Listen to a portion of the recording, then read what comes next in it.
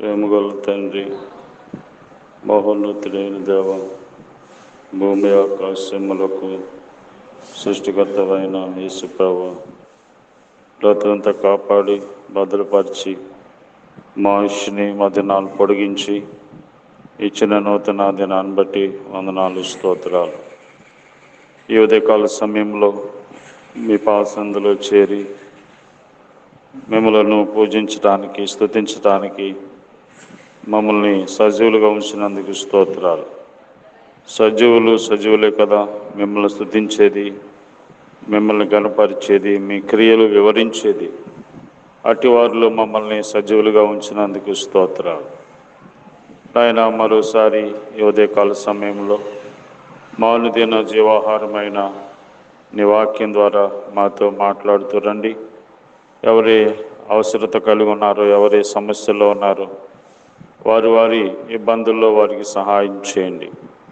నీ మాటలు మమ్మల్ని బలపరిచేవి, రక్షించేవి కనుక అటువంటి మాటలు మీరు మాకు ప్రసాదించమని, ఆత్మ సంఘములతో చెప్తున్న మాట చెవిగలవాడు విన్నట్లుగా వినే చెవిని గ్రహించే హృదయం దయచేయమని యేసు ప్రభు నామంలో ప్రార్థిస్తున్నాం తండ్రి, ఆమేన్. సమాధానకర్తయగు దేవుడే,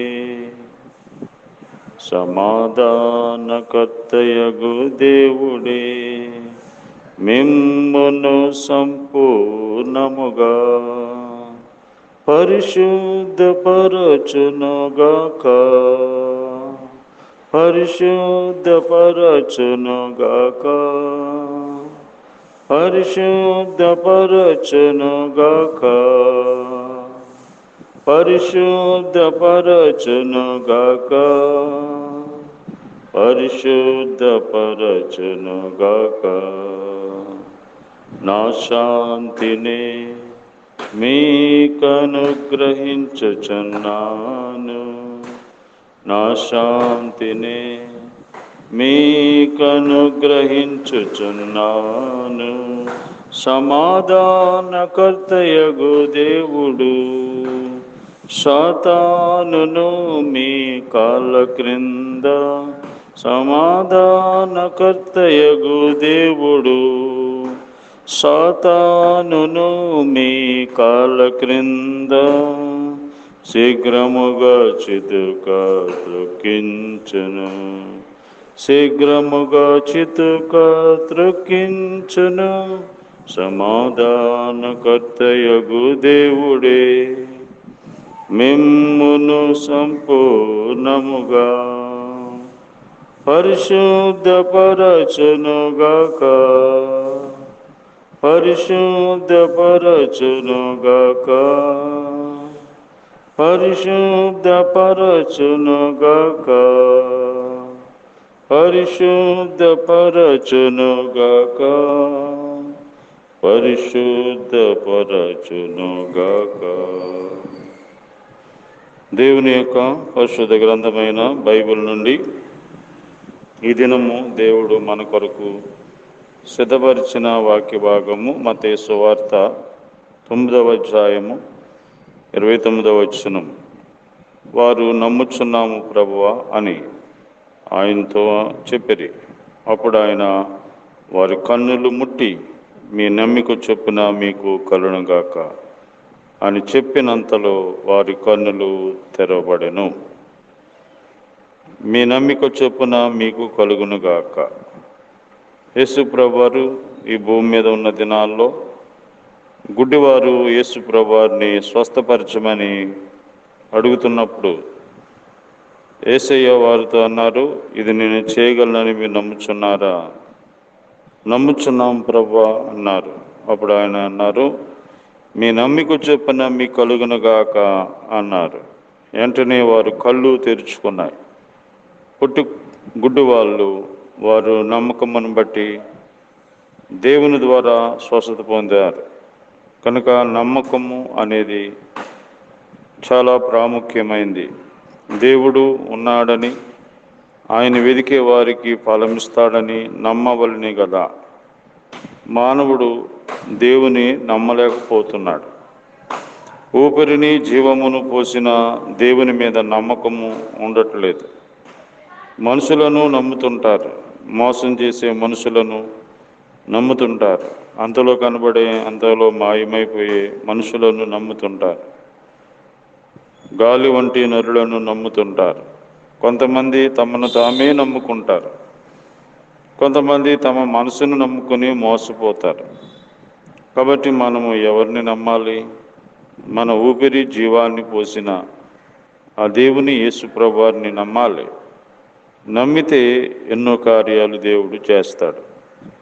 దేవుడి మీద నీకు నమ్మకం లేకుండా ఏ కార్యం కూడా జరగదు. కాబట్టి మీ నమ్మకమును బట్టి దేవుడు మీకు స్వస్థత ఇస్తాడు. మీ నమ్మకమును బట్టి మీకు దేవుడు కార్యములు చేస్తాడు. కాబట్టి ఇక్కడ మార్కు సువార్తలో 4వ అధ్యాయము 40వ వచనములో, అప్పుడు ఆయన, మీరెందుకు భయపడుచున్నారు? మీరింకా నమ్మిక లేక ఉన్నారా అని వారితో చెప్పాను. వారు మిక్కిలి భయపడి, ఈయన ఎవరో, గాలియు సముద్రమును ఈయనకు లోబడుచున్నవని ఒకరితో ఒకరు చెప్పుకొనిరి. ధోనిలో ప్రయాణం చేస్తున్నటువంటి శిష్యులతో గాలి తుఫాను వచ్చినప్పుడు ఆయన గాలిని గద్దించినప్పుడు గాలి ఆగింది, తుఫాను ఆగింది. ఈ సంఘటన వారు ఇదే మొదటిసారిగా చూస్తారు. అందుకని వారు భయపడిపోయారు. గాలి తుఫానులకి భయపడిపోయి, బోధకుడా, మేము నశించిపోతున్నాం, నీకు చింత లేదా అన్నారు. మీరెందుకు భయపడుతున్నారు? మీరు ఇంకా నమ్మలేదా అని అన్నారు. వెంటనే లేచి గాలిని గద్దించారు.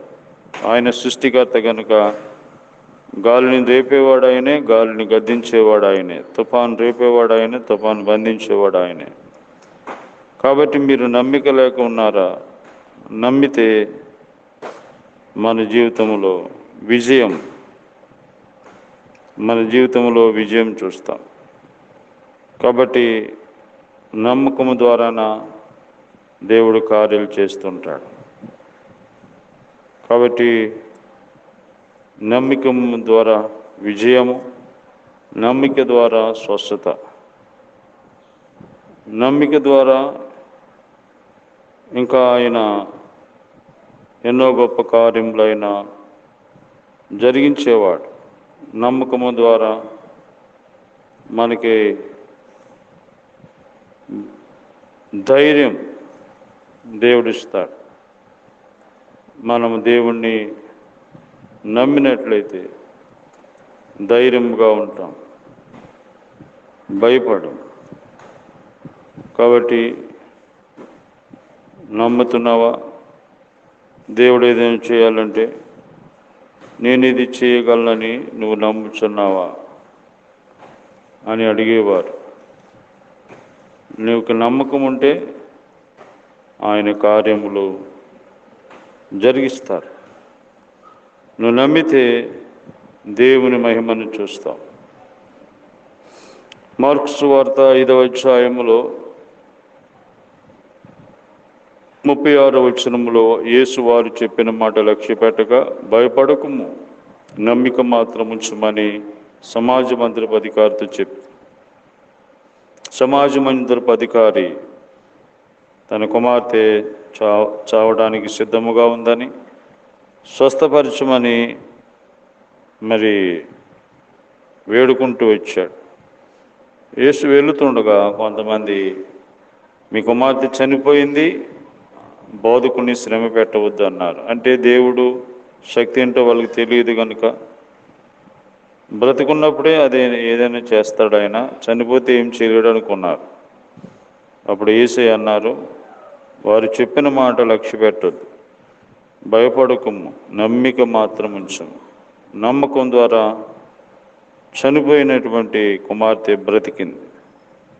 కాబట్టి నమ్మితే దేవుని మహిమ కార్యాలు మనం చూస్తాం.